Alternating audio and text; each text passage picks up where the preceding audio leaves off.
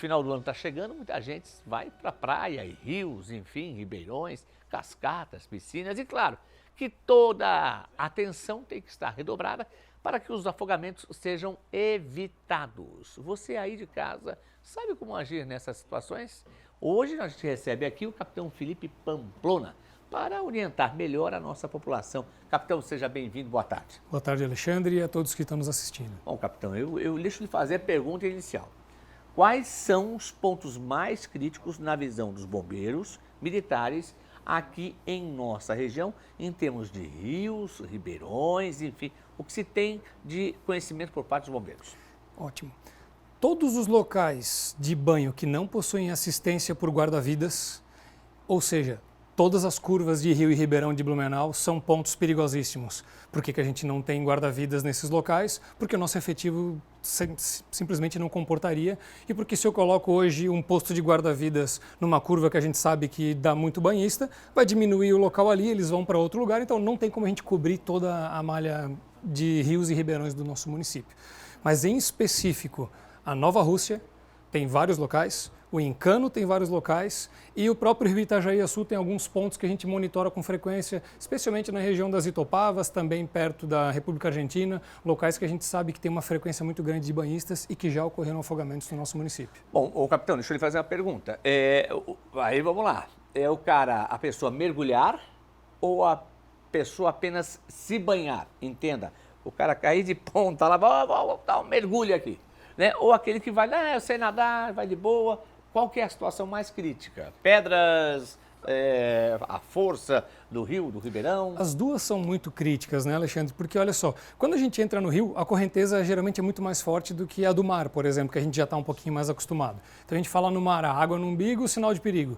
Água no rio é aqui, ó, é na linha do joelho. Olha. A água passou com força da minha linha do joelho, eu já começo a perder meu equilíbrio.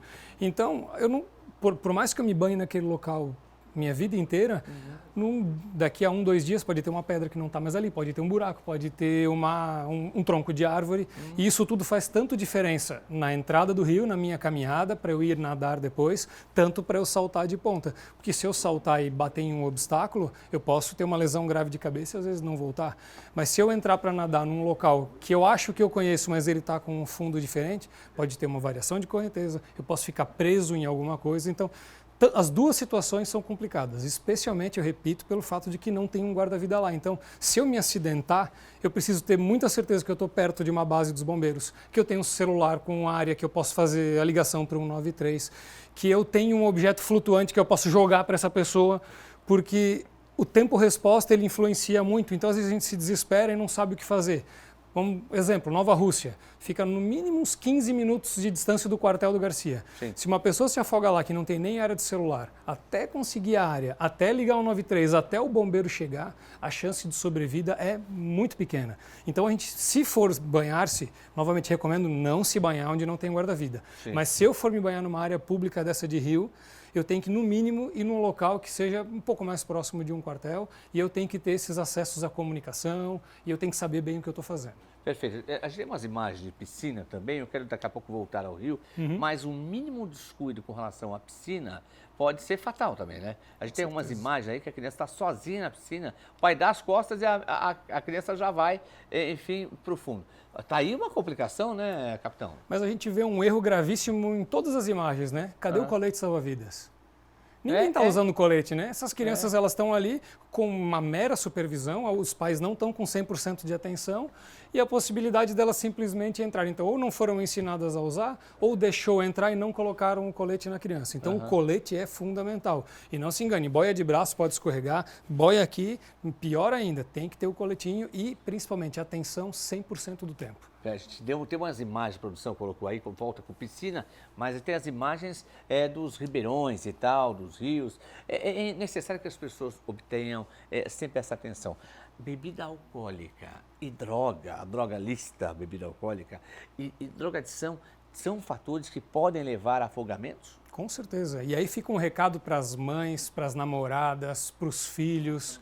Geralmente quem se afoga, pessoal, são homens de 15 a 25 anos que sabem nadar e que geralmente, por terem um grande excesso de confiança, entram achando que nada vai acontecer. E na maioria das vezes fizeram ingestão de álcool ou usaram algum tipo de droga antes. E o álcool, a droga, ela vai diminuir o reflexo, ela pode piorar a nossa capacidade de natação e muito mais aumenta a nossa confiança. Então, quando a pessoa que é super confiante, que sabe nadar, ficou corajoso, entrou, ali que está o problema, porque esse é o público que geralmente acaba se afogando nesses locais. Perfeito. Deixa eu fazer uma pergunta para o senhor. Isso aqui, a pessoa fez aí, se alimentou bem, está lá de barriguinha cheia, fala, agora eu vou dar um mergulho. É correto? Não, claro que não. Pode acontecer uma cãibra, pode acontecer algum problema digestivo enquanto ela está nadando e, enfim, perder a própria capacidade de nadar. E ela vai se desesperar com aquilo, e às vezes pode ser até um nadador experiente. E aí o que acontece quando alguém está se afogando? Tem sempre alguém que quer entrar para salvar. E aí, geralmente, a gente tem uma segunda morte, ou morre só aquele que entrou para salvar e o outro se salva. Então, pessoal, viu alguém se afogando, o que eu faço? Tenta tirar um objeto flutuante. Às vezes eu levei uma bola para brincar, às vezes o pessoal fazer o quê? Levou cerveja, esvazia aquele isopor, joga o isopor, isso para a pessoa perder um pouco do desespero dela. Se está perto de mim, tenta achar um galho, tenta achar um remo, vou na margem, tenta fazer alcançar, traz a pessoa de volta. Mas a gente não recomenda de jeito nenhum entrar na água para salvar, porque a pessoa vai entrar na situação de luta ou fuga. Ela não vai olhar para você e vai pensar assim, eu vou te matar para sobreviver. Não, mas é instintivo. Então você chegou perto, ela vai se apoiar no seu ombro e aí quem entrou para salvar, muito possivelmente vai acabar se complicando. Para fechar com o senhor, quais são as dicas então para nossa gente ligada aqui no Tribuna do Povo hoje com relação a rio, ribeirões, enfim, tomar cuidado? Eu vou reforçar o que eu falei antes. Não nadar em locais que não haja proteção para o guarda-vidas. Essa é a grande dica. Aí o pessoal vai falar, poxa, mas os locais onde tem proteção, por exemplo, um parque aquático, uma piscina, um clube, é pago. Pois é, eu sei. Mas o custo de um parque aquático é muito menor do que o custo do velório depois. Perfeito. Capitão Pamplona, Bombeiros Militares, Blumenau, grande abraço para a participação. Uma ótima virada de ano para o senhor. Grande abraço, um abraço para quem está nos vendo e um feliz ano novo para todos nós.